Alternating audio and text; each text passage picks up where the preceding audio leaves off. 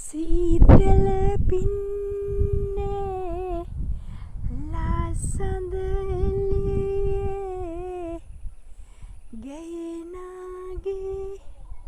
සින්දු මාතරෙන්දු ඒකී සින්දු කවුදෝ පදපෙන්දු මේ මිරිස් මං හැම භාජනයකම මිරිස් යට තවත් දාලා තියෙන ගොටු කොලා සීතල පින්නේ ලස්සඳ එළියේ මේ එන්සහල් මේ පඳුරේ එන්සහල් පඳුරක් මේ